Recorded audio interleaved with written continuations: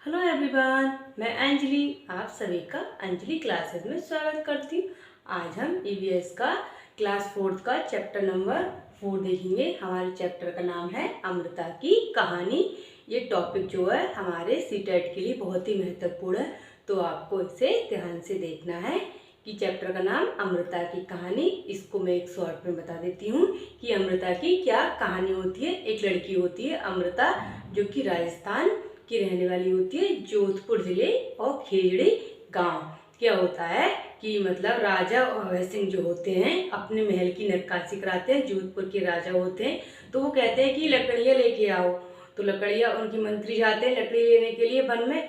लेकिन जो अमृता जो होती है वो पेड़ों से बहुत ज़्यादा प्रेम करती है और पेड़ों को अपने बच्चों की तरह ट्रीट करती है और पेड़ों से ही बातें करती है। क्या होता है, वहाँ पर मंत्री पहुँच जाते हैं और पेड़ काटने लगते हैं। अमृता देवी जो होती है वो मना करती है और उसके बच्चे भी मना करते हैं, लेकिन वो मंत्री नहीं मानता है। कहता है कि मुझे राजा अभय सिंह ने भेजा है, आप ख्याल रखना है, राजा अभय सिंह। तो उसके बाद ये होता है कि पेड़ों को काट दिया जाता है और अमृता देवी विष्णुई पेड़ से चिपक जाती है और अपना बलिदान दे देती है। तो इस कहानी में इतना था कि अमृता देवी की कहानी क्या थी। तो इसमें हमारा आएगा कि अमृता देवी की कहानी का संबंध किससे है, पर्यावरण से, कौन से वृक्ष से, खिजड़ली वृक्ष से है। तो आपको याद रखना है। तो मैंने महत्वपूर्ण पॉइंट जो थे वो मैंने लिख दिए। चलो जान लेते हैं क्या है। तो हमारा ये खिजड़ली आंदोलन कब हुआ था, तो इसको याद रखना है, किसके नेतृत्व में हुआ था। अमृता देवी विश्नोई, जो पेड़ों की रक्षा जो करते हैं राजस्थान में, तो उसको लगाते हैं अमृता देवी विश्नोई। तो आपको लगाना है कि वृक्षों की रक्षा करने वाले कौन होते हैं, विश्नोई एक जाति है। तो आपको ये भी याद रखना है। अगला कहाँ से हुआ था, जोधपुर खिजड़ली से, जोधपुर खिजड़ली। अगला कब हुआ था, 1730 में।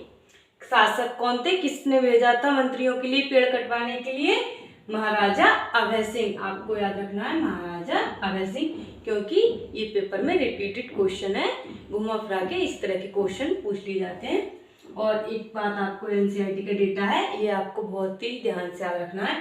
300 से अधिक लोगों ने पेड़ से लिपटकर अपनी जान दे दी। अमृता देवी के सहित 300 से अधिक, आपको याद रखना है। पेपर में कम भी आएगा तो आपको कम वाले पे टिक नहीं करना है, किस पे, 300 से अधिक लोगों ने पेड़ से लिपट के अपनी जान दे दी।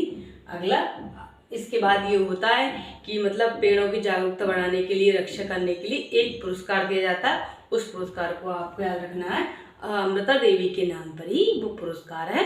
क्या है, अमृता देवी पुरस्कार। आपको याद भी रहेगा कब शुरुआत हुई थी, 1980 में। कब, 1980 में। और ये आंदोलन कब हुआ था हमारा, 1730 में।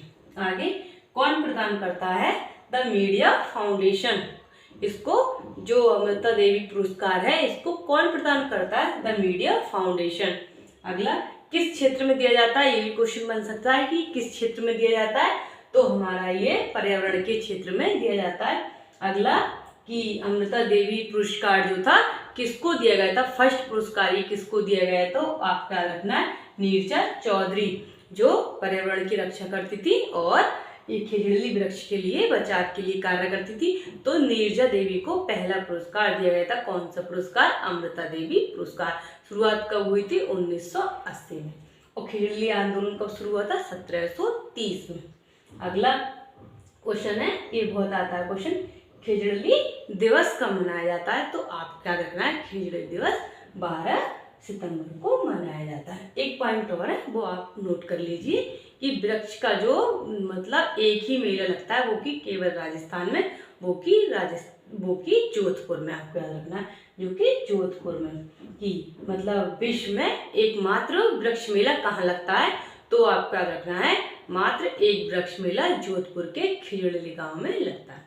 तो हमारा ये टॉपिक कंप्लीट होता है। एक बार इसकी शॉर्ट में समरी जान लेते हैं कि खिजड़ली आंदोलन किसके नेतृत्व में हुआ था, अमृता देवी के नेतृत्व में।